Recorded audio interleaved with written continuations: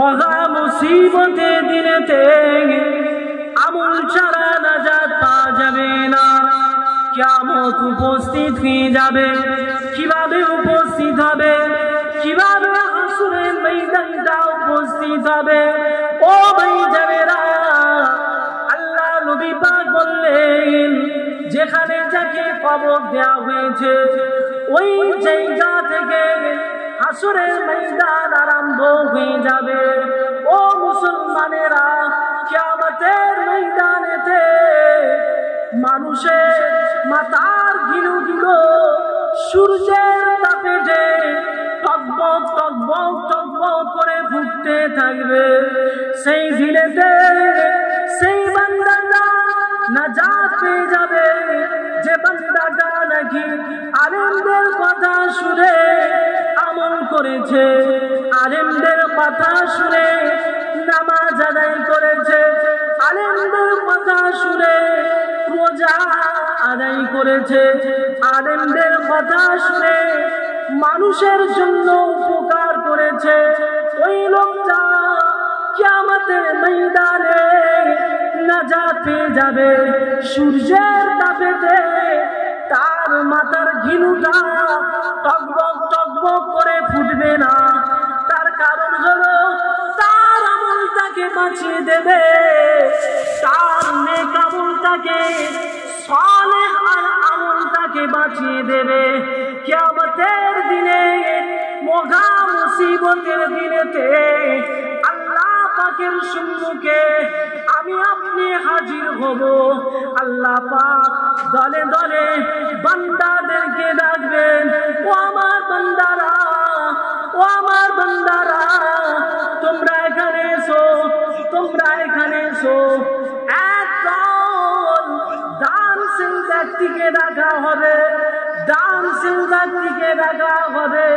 দুনিয়ার জমিনেতে যারা দান করে বেড়াতো ওই ব্যক্তিটাকে আল্লাহর কাছে হাজির করা হবে।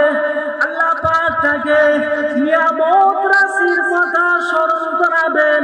আল্লাহ পাক বলবেন, ও আমার বান্দা, ও আমার বান্দা, দুনিয়ার জমিনেতে তোমাকে আমি প্রচুর ধন সম্পদ দান করেছিলাম, দুনিয়ার জমিনেতে প্রচুর তোমাকে টাকা পয়সা দান করেছিলাম।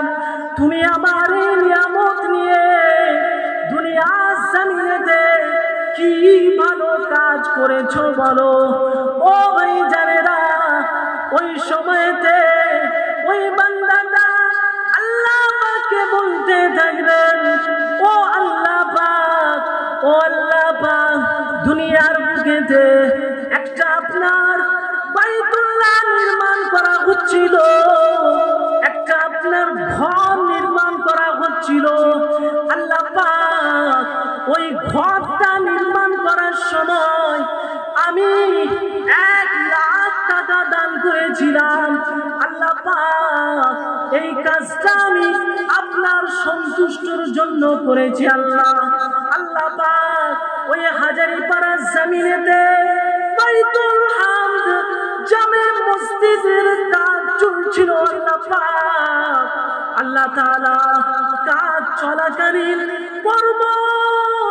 কর্মী হিসাবে, শ্রমিক হিসাবে আল্লাহ পাক আমি ইটের বালিগুলো সরিয়ে দিচ্ছিলাম, ইটগুলো পরিষ্কার করছিলাম। আল্লাহ পাক ভ্যানে যখন এলো, ভ্যানে যখন এলো 1 বস্তা সিমেন্ট, আল্লাহ পাক ওই সিমেন্টটা আমি মাথায় করে করে আপনার বাইতুল্লাহ, আপনার ঘরে আল্লাহ পাক আমি সহযোগিতা করেছি। আপনার ঘরে আপনি, আপনার জন্য আল্লাহ পাক আমি এই কাজটা করেছি।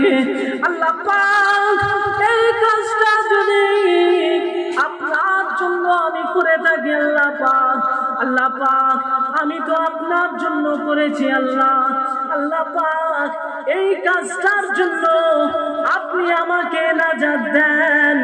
ওই সময়তে আল্লাহ পাক বলবেন, আল্লাহ পাক বান্দাটাকে বলবেন, ও আমার বান্দা, তুমি কিন্তু আমার নিয়ামত রাশিকে নিয়ে ছেলে খেলা করেছো, একমাত্র আমাকে সন্তুষ্ট করার লক্ষ্যে তুমি দান করনি।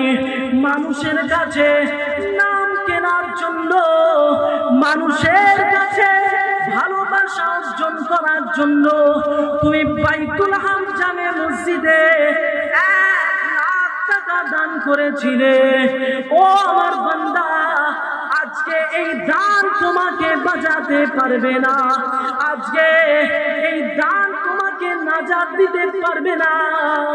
ও আমার বান্দা, ও আমার বান্দা, যাও তুমি জাহান্নামায় চলে যাবে। আল্লাহ পাক ফেরেশতাদেরকে হুকুম করবেন, ও আমার ফেরেশতারা, ও আমার ফেরেশতারা, তোমরা একে টেনে টেনে টেনে টেনে জাহান্নামায় নিয়ে চলে যাও। ও ভাইজানেরা, ফেরেশতারা আল্লাহর হুকুম মতো, আল্লাহর হুকুম মতো, আল্লাহর অর্ডার মতো ওই বান্দাটাকে ধরে মুখ লগড়ে লগড়ে জাহান্নামায় নিক্ষেপ করবেন। আল্লাহ পাক জানো আমাদের সকলকে এই প্রকার দান থেকে নাজাত দান করেন, এই প্রকার দান করা থেকে বিরত যেন আল্লাহ পাক রাখেন। আমরা জানো এমন ভাবে দান করি, এক হাত দিয়ে দান করব, ডান হাত দিয়ে দান করব, বাম হাত জানতে পারবে না, এই রকম দান আমরা যেন করতে পারি। ও মুসলমানেরা, ও নওজওয়ানেরা, তরুণেরা, যুবকেরা, কিয়ামতের ময়দানে মহা মুসিবতের দিনেতে আপনার আমল যদি ঠিক থাকে, আপনার নিয়ত যদি ঠিক থাকে, আপনার উদ্দেশ্য যদি ঠিক থাকে, আমার আল্লাহ পাক ফেরেশতাকে বলবেন, ও আমার ফেরেশতা, ও আমার ফেরেশতা, অমুক বান্দাটাকে তুমি জান্নাতে নিয়ে চলে যাও। আল্লাহ অর্ডার করবেন, আল্লাহ পাক বলবেন ইজহাব ইলাল জান্নাহ, তুমি জান্নাতের দিকে চলে যাও। জোরে বলুন না সুবহানাল্লাহ, আরো জোরে বলুন সুবহানাল্লাহ। মুসলমান ভাইরা, আমি যা বললাম কোরআন এবং হাদিস থেকে বলার চেষ্টা করেছি। এখন বক্তা সাহেব করিমুল্লাহ জিহাদি সাহেব, আমাদের প্রিয় বক্তা, আমাদের সম্মুখে এসে উপস্থিত হয়েছে।